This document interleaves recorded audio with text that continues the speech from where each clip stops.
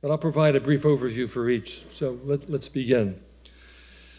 It is an honor to introduce our first Gilbreth lecturer, Dr. Andrew F.J. Abercromby.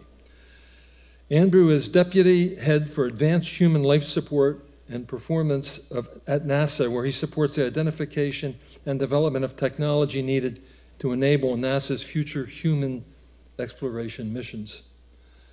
He received a master's degree in mechanical engineering from the University of Edinburgh and a PhD in motor control from the University of Houston. Andrew has more than 20 years of experience at NASA and is the founder and former lead of the Human Physiology Performances, Protection, and Operations Laboratory at Johnson Space Center. Andrew will take us step by step through Mars walking, enabling capabilities for crew health and performance during extravehicular activity. Please join me in welcoming Andrew to the podium. Andrew?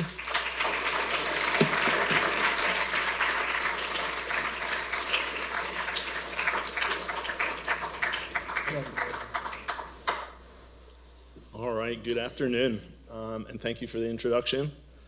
I've got to say what an honor it is to be here, and what an intimidating audience to present in front of as well. All right, let's start here.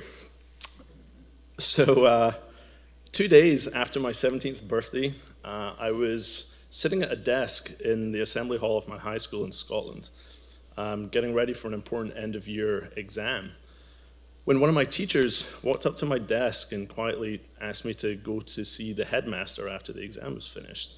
Didn't explain why.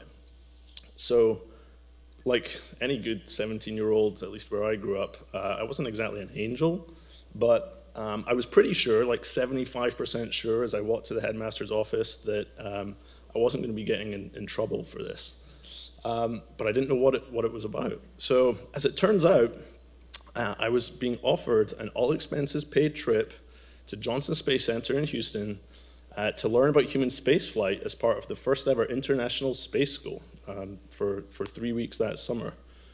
I'd never even heard of this space school, let alone applied for it, so this was completely out of the blue for me. And moreover, I actually had plans for that summer to work as a laborer on this farm just outside the village where I lived. However, I spoke to the farmer, and he understood. I spent a month or so laboring on the farm, and then I got on the first flight of my life and flew out to Houston for 3 weeks that changed everything for me. When I got to Houston, we met, it was myself and 15 other students from around the world. We met not just scientists, engineers, astronauts, flight surgeons, but just so many different disciplines, as well as kind of people working in the general community of human spaceflight, and they were all just so inspiring. I got there, and I was not just kind of inspired by the rockets and the fire and the smoke and all of these, I'll say, obviously cool things, but the attitude of these people. And as we learned about the many enormously difficult challenges that need to be overcome to put humans in space, and especially to send humans to Mars, not only did these challenges not deter these people, it motivated them. It encouraged them, and they relished that challenge. And for me, that was so inspiring. That was not something that I had grown up around. And when I saw that, when I felt that, I vividly remember getting on the plane to fly back to Scotland at the end of that space school and knowing with absolute certainty that that's what I wanted to do, and that's where I wanted to be. So I went back to Scotland, went to the University of Edinburgh, well pronounced, by the way, the most commonly mispronounced city in Scotland, I think. I studied mechanical engineering. I did my undergrad and master's in mechanical engineering, and I was fortunate to spend a year of that working in the flight mechanics lab at Johnson Space Center, working on X-38, actually, you see in the top left there, which I enjoyed, but then I also realized while I was there that the part of human spaceflight I was most interested in was the human part, or as one of my engineering mentors called it, the squishy payload. So I wanted to learn more about those squishy payloads and what it takes to not just keep them alive, but to let them perform. when they're in space. So I did my PhD at University of Houston, learning more about physiology and science and so on. And then I've worked at Johnson Space Center ever since, and been fortunate to do a lot of different fun, exciting things. But the common thread that has run through all of those things is an interest in human health and performance in extreme environments. Okay, so what's the point in this talk? Well, I think I have a couple points. One being, I want to tell you about why is Mars so difficult. And I'm going to tell you about a few of there are many different, very difficult challenges that we need to overcome to send humans to Mars. I'm going to tell you about 3 of my favorite ones. I'm also going to tell you a little bit about some of the progress that we're making towards these kind of answering these challenges, if you like. We have not answered them yet. And I'm just going to give you a flavor of some of the work that we're doing to try and figure out, overcome these challenges, if you like. I also want to stress that while I'm very involved in a lot of the different work, it's not all my own, and I'm not. Everything that we do at NASA is part of a huge team effort. So please don't take this as my own accomplishments. The other part, like why do this? Why did I choose to present this? Well, a couple of reasons. One is that look at this audience. We have some of the best minds literally in the world in this room. So it's not just an honor for me to present here, it's an opportunity. These are difficult challenges, and so I welcome any help with them. But also having so many, I'll say, future engineers in here as well. I hope that I can share with you some of the enthusiasm and satisfaction that I get out of my career in engineering. And so with that, let's get into the details. So what's the big deal? So I'm going to talk about Mars walking. So when NASA does spacewalks, we call them extravehicular activities, EVAs, basically just meaning that stuff that we do when we're not inside the spacecraft. Of course, if you're not wearing a spacesuit when you do your EVA, then it will not last long at all.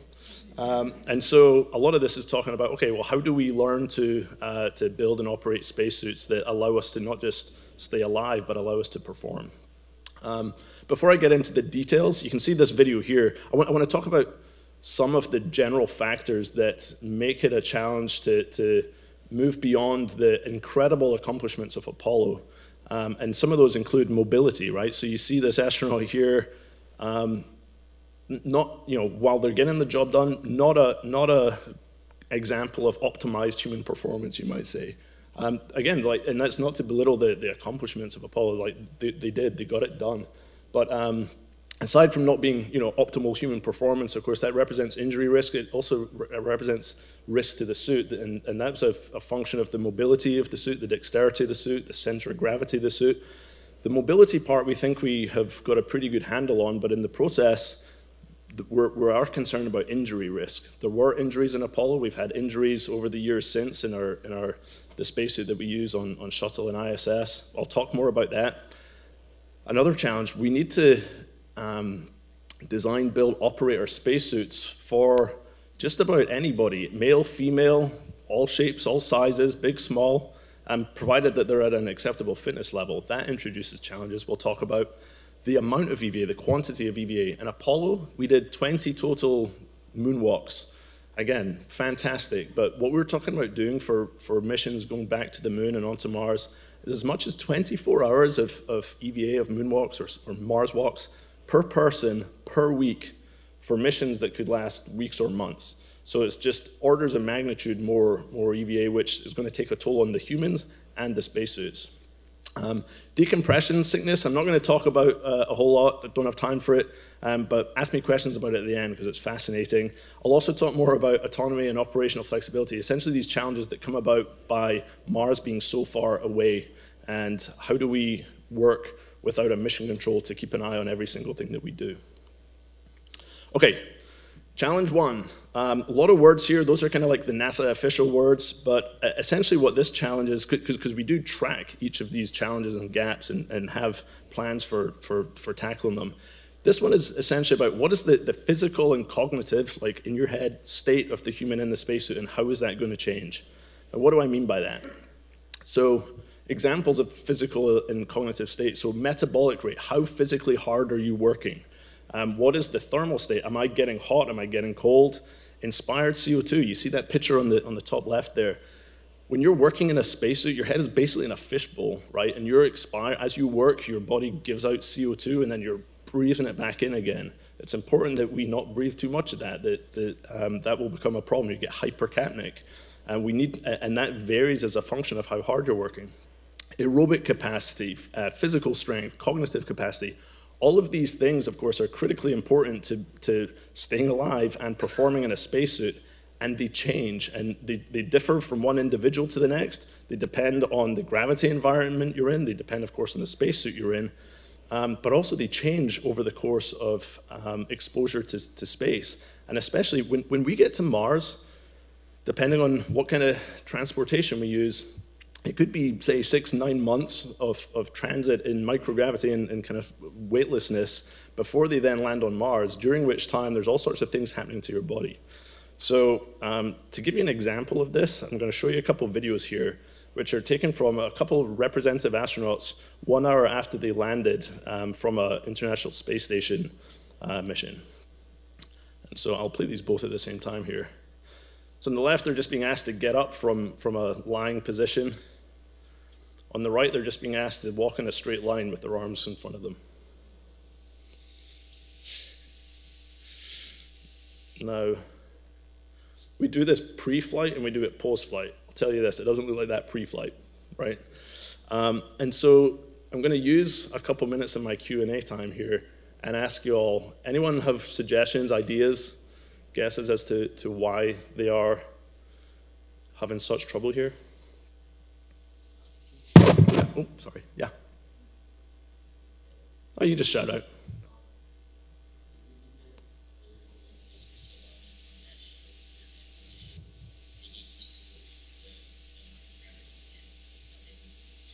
Yeah, so the comment was that, did they just get used to the lack of gravity in space? Essentially, yeah. Any other suggestions?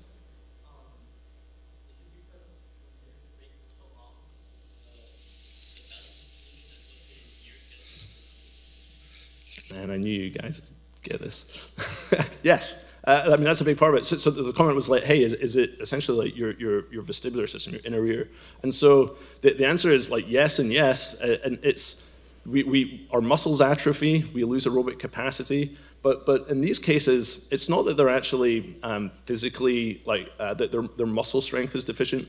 The primary issue at play here is vestibular system. Your inner ear, your body learns to adapt to the lack of a gravity vector. And then when you get back to a gravity environment, then it takes a while for them for your body to figure that out. Your body's remarkable. It does figure it out, but it takes a bit of time. So you could understand why when you land on Mars and want to try and get in a spacesuit and do a spacewalk, a Mars walk, that's going to be a problem, right? Okay, so what are we doing about it? And just for the record, that did not count out of my 20 minutes of that.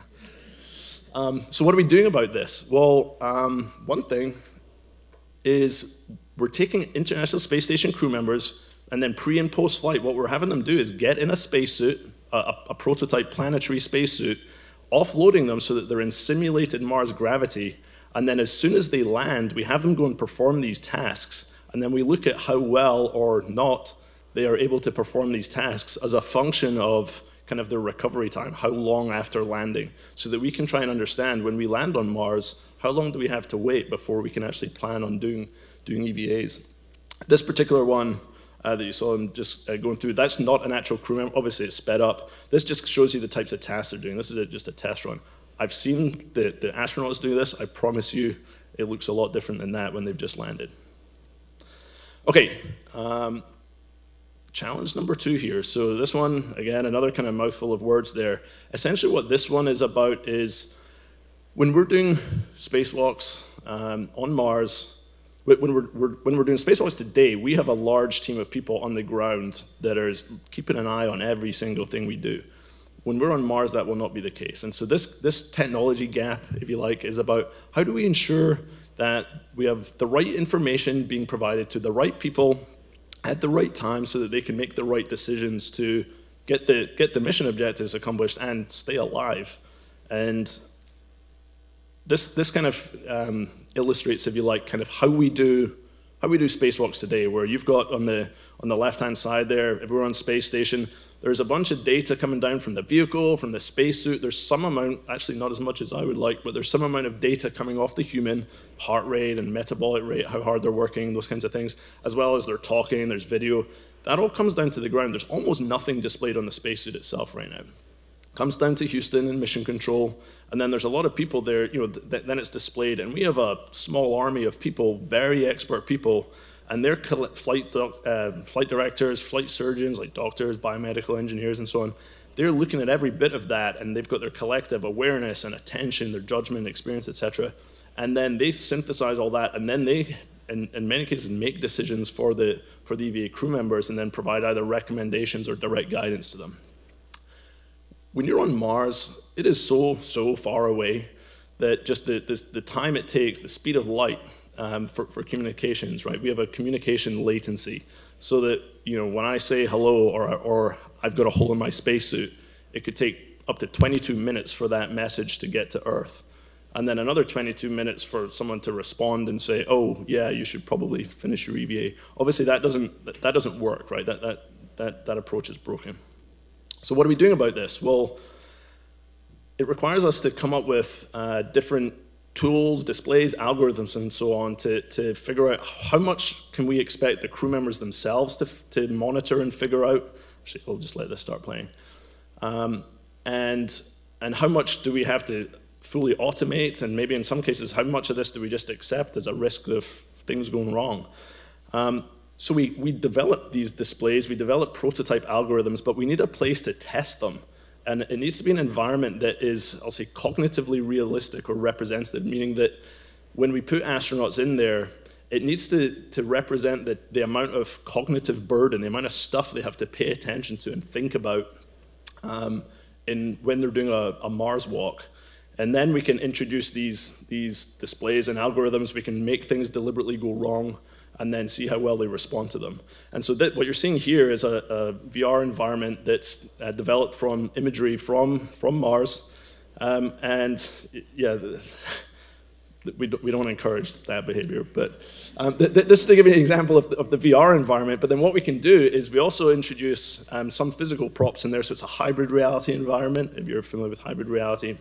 And then we take some of our prototypes, and so this is an example here where you can see a subject in the sandbox. So they're performing these simulated tasks. You can see what they're seeing in the top right, and then we've got this prototype technology constantly calculating, like, okay, hey, based on what's actually happened in the EVA so far versus what we expected to happen, we're going to have to make some adjustments. And so here are some suggestions as to how you might go and change the rest of your EVA based on what's actually happening. You can also see why. Remember that first challenge when I said we need to know the physical and mental state of your crew members and be able to predict what's going to happen to it over time? You need that for this, right? Because if you have a plan of how it's going to play out, and then you monitor and measure those things, and then if they start diverging, like what's happening isn't what you expected, then you're going to need to make some decisions. Okay, I'm doing okay on time here. So number 3 here, spacesuit fit and injury. Again, the long version you can read for yourself here, but what we're talking about is that we need to design, build, operate spacesuits that work for just about everybody. Again, we need to make sure everyone's fit enough, but the idea is that we shouldn't not be selecting astronauts based on, they're too tall or too small or too female or whatever, right? Like these limitations of our spacesuit architecture in the past have really affected the ability for some astronauts, even some people who are already selected as astronauts, to perform in these spacesuits. And we have seen injuries. We saw injuries during Apollo, including one that was at least serious enough to where the affected astronaut probably could not have performed another moonwalk if they had been asked to. And we've seen a number of injuries over the years. And so this is a known problem.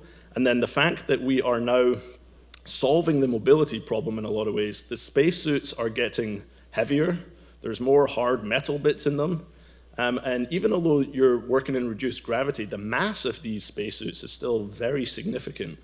And so what we're doing about this is kind of taking a risk-based approach where we say, okay, there are a lot of different ways that you can hurt yourself or be hurt while in a spacesuit.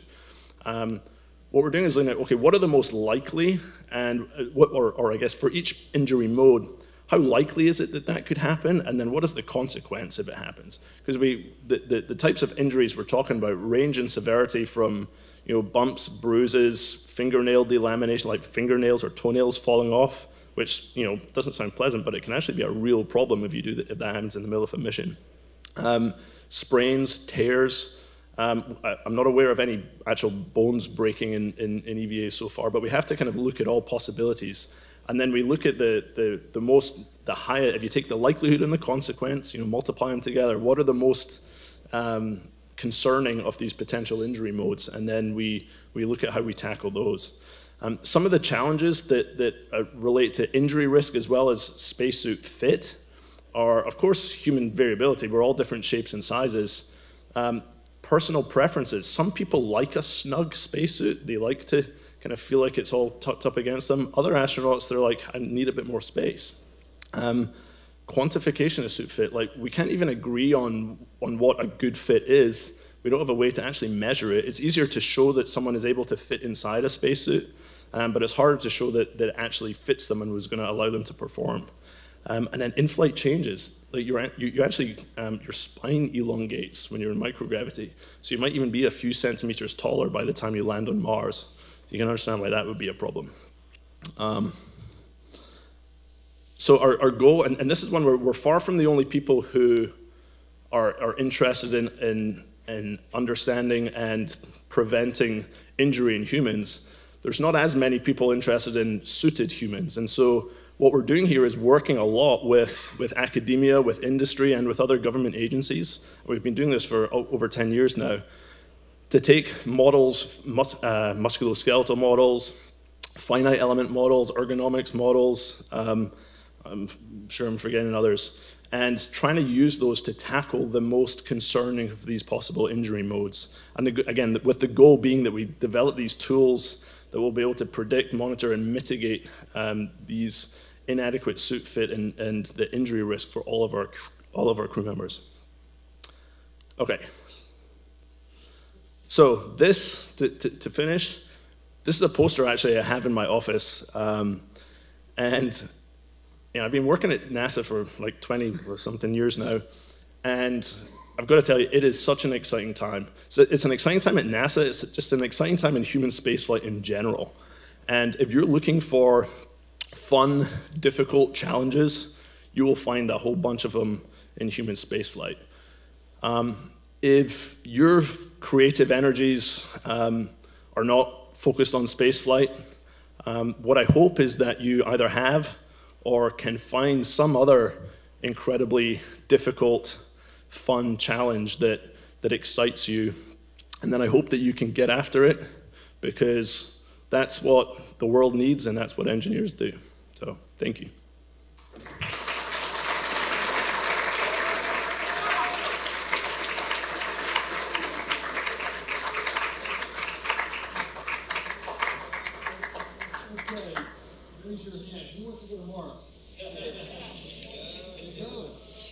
Let's do it.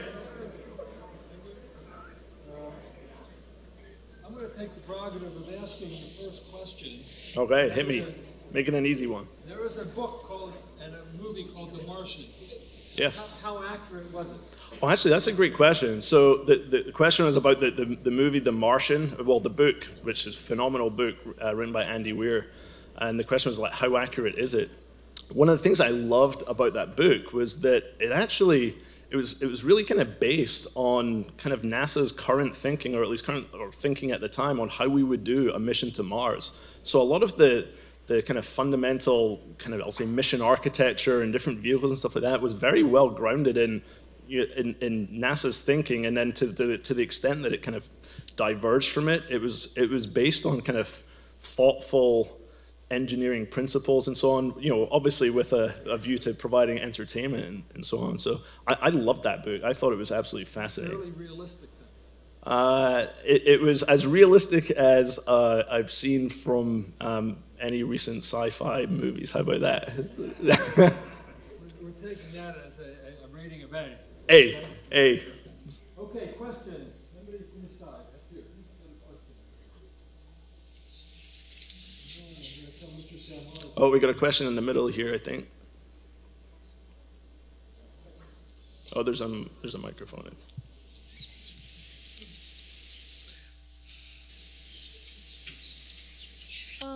How many crew members would participate in the mission, and would they be required to live in Mars for a certain period of time? Well, that's a great question.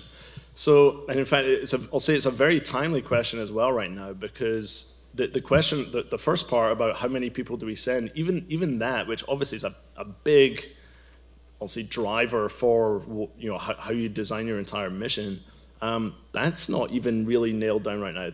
There's a lot of kind of, I'll say,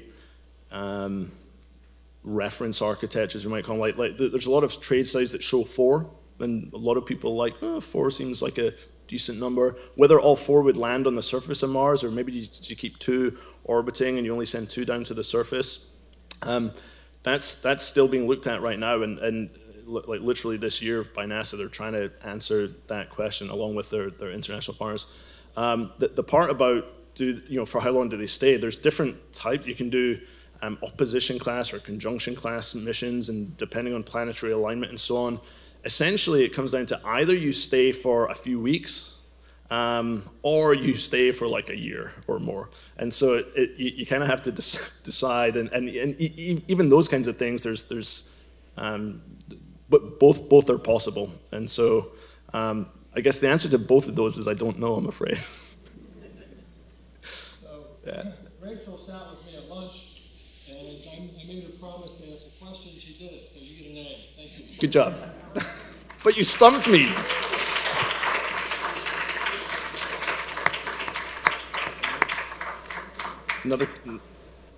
You've been talking about colonization of Mars, but personally, I'm a fan of the colonization of Venus. What do you think about that? Well, I'll say one step at a time. And even colonization is a stretch. I like, right now I think NASA and the Moon to Mars program is about, let's just see if we can get humans on Mars for even if it's a few weeks. Of course, you got people like Elon Musk who literally want to colonize Mars, and so that's been a very, I'll say, exciting, disruptive influence in the whole thing. And even just like if you're following like Starship, I'm diverging here a little bit, but like, for the lunar landers that are in development as part of the Artemis program, the assumption was that we would end up with kind of landers that looked, maybe like a little bit bigger than the Apollo one. SpaceX comes along with this enormous Starship, and it was like, wow, like if we could do that, that changes things a lot. And so, while I work for NASA and I love working for NASA, I want to emphasize how exciting the commercial space and international space community is right now. There's so much cool stuff happening, and it opens up all sorts of opportunities. I'm not sure Venus is in the immediate horizon for anybody, but the fact that we're getting so much ability to launch things into space and put peoples in space, like we can now get a lot more imaginative about what we do with that. Hi, my name's Jordan. I'm from Samueli, and I was wondering, what's your policy on international cooperation? How do other countries deal with you also in space, and do you guys share data about this especially? So, yeah, that's an excellent question. So there's something called so Artemis is the big back to the moon program, right? And there's something called the Artemis Accords, which are these agreements between different international partners, basically to say, hey, yeah, we're interested in working on this together. And so, yeah, I'll just not just say NASA's vision, like the U.S., the administration's vision for going back to the moon and onto Mars is that it's an international endeavor. And so, of course, that it introduces complexity in some ways, and you need to have all the lawyers and everyone kind of nod their heads and say, like, we're good. But after that, it just opens up so much more opportunity. And working just this past week with the Italians, for example, and yeah, it's going to be an international effort when it happens.